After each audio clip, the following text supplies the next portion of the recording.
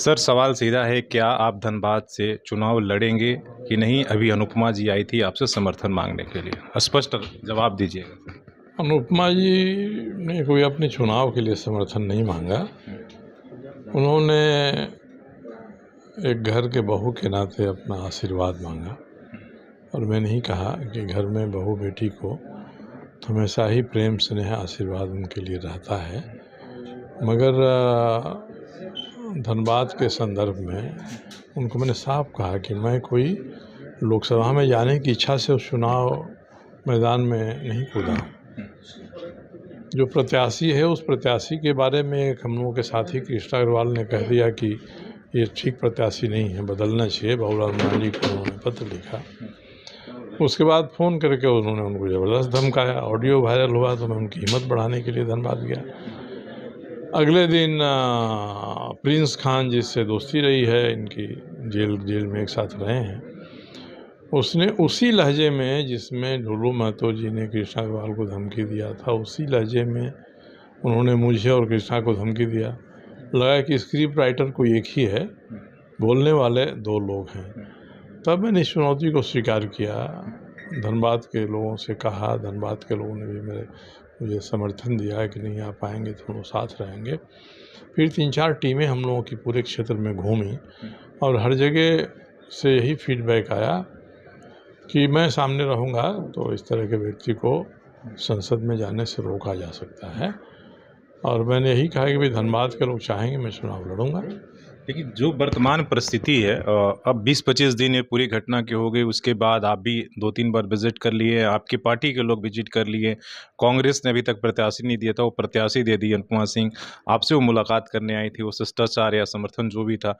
अभी जो वर्तमान परिस्थिति है, ये सारा कुछ डेवलपमेंट होने के बाद आपकी क्या रणनीति रहेगी? लोग ये जानना चाहते हैं कि क्या आप अभी भी, जैसे आपने कहा बहू, तो आप क्या चुनाव में आएंगे या पारिवारिक रिश्ते की वजह से आप नहीं आ पाएंगे कि चलो बहू है तो इसलिए हम नहीं चुनाव में आना मेरा व्यक्तिगत निर्णय नहीं है।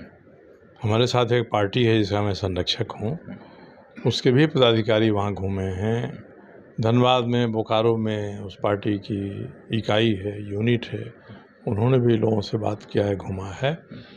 तो जब तक मैं इन सभी से बात नहीं कर लूँगा और इनकी कोई राय नहीं बन जाती है, तब तक मैं अपनी राय जाहिर करूँ ये सही नहीं है। अगर लोग मानते हैं कि इसके बाद भी तो आपका खड़े होंगे, अगर लोगों के समर्थन अगर रहता है कि आप ये करें जिस तरह का जमशेदपुर में माहौल था। मैंने इनसे भी कहा है कि अभी तो आप आई हैं, एक दिन हुआ, पूरा क्षेत्र को घूम लीजिए, देख लीजिए, लोगों के नब्ज़ को आप भी भांप लीजिए, फिर हम लोग बात करेंगे, आपस में बातचीत करेंगे। लोगों को जो लगेगा उसी के हिसाब से पहले भी मैंने कहा है कि मैं काम करूंगा। और हमारे पार्टी के लोग, हमारे साथी धनबाद और बोकारो के, ये सभी जनता की आवाज़ को सुनकर ही मेरे पास अपनी बातों को बताते रहते हैं। तो अभी तक तो यही है अभी तक कि भाई वहाँ के लोग चाहते हैं कि मैं सामने आऊँ, चुनाव लड़ूँ और कोई ऐसा व्यक्ति जो उसको उसी के लहजे में जवाब दे सके, वह व्यक्ति हमें पसंद है। मगर कांग्रेस ने एक महिला उम्मीदवार खड़ा कर दिया है, तो ये ज़रा घूमें, मिलें, जिनसे हम लोग मिलें उनसे भी मिलें, बात करें, देखें। और फिर मैं भी 2-3 दिन घूमूंगा और लोगों का जो निर्णय होगा उसमें हमारी इतनी ही सहमति है कि किसी न किसी रूप में इस व्यक्ति को, जिसको भाजपा ने उम्मीदवार बनाया है, संसद में नहीं जाना चाहिए। ये नहीं लगता हम लोगों को उचित।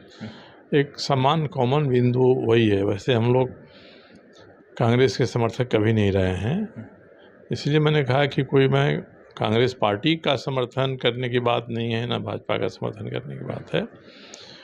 ये बात एक प्रवृत्ति के समर्थन की है। कोई पार्टी, मैं नहीं मानता हूँ कि 2 पार्टियों का संघर्ष है या 2 उम्मीदवारों का संघर्ष। ये 2 प्रवृत्तियों का संघर्ष है।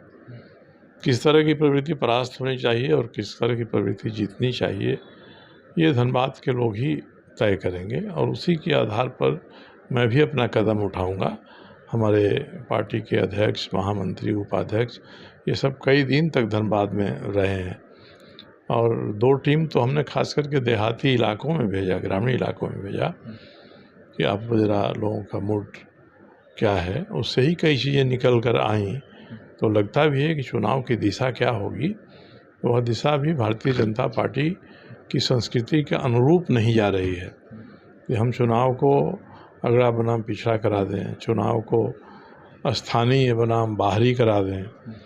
अगर स्थानीय बनाम बाहरी का मुद्दा भारतीय जनता पार्टी का उम्मीदवार उठाएगा तो मुझे लगता है कि भारतीय जनता पार्टी को इसका खामियाजा दूसरी सीटों पर भी भुगतना पड़ेगा, क्योंकि भाजपा तो अब तक सबको लेकर चलने की बात करती है। इसलिए ही मैं जाऊंगा, धनबाद जाऊंगा। कल धनबाद के हम लोगों के कार्य समिति की बैठक है, परसों बोकारो के लोगों की बैठक होगी और बैठक में ये लोग फिर से मिलें जुलें, बात करें लोगों से। मेरा प्रयास यही रहेगा कि सशक्त उम्मीदवारी जिसकी भी हो वो खड़ा हो और उसको परास्त करे।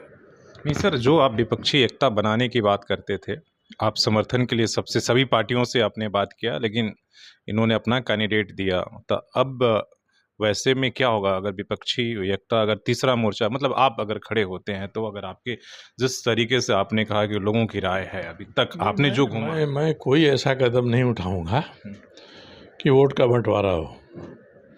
कांग्रेस के लोगों से भी मैंने बात किया तो यही कहा कि आपके यहाँ कोई सशक्त उम्मीदवार है तो आप दे दीजिए, मैं समर्थन कर दूंगा उस उम्मीदवार का, नहीं तो मैं तैयार हूँ बिल्ली के गले में घंटी बांधने के लिए। तो उन्होंने अपनी समझदारी से एक उम्मीदवार दिया है। उम्मीदवार कितना सशक्त है यह तो उस क्षेत्र उम्मीदवार आपको पसंद है? उस क्षेत्र की जनता तय करेगी। ये तो अनेकों बार घर की बच्ची के नाते इनसे भेंट मुलाकात होते रहती हैं, तो एक परिवार के बहू के नाते तो ये बिल्कुल पसंद है। मगर राजनीति में धनबाद जो चाहता है उसको कैसे ये पूरा कर सकते हैं, इसलिए मैंने कहा है कि आप 2-4-5 दिन क्षेत्र में घूमिए। अभी तो आप तुरंत आ गई, कहीं क्षेत्र में घुमा नहीं है, आप घूमिए, देखिए।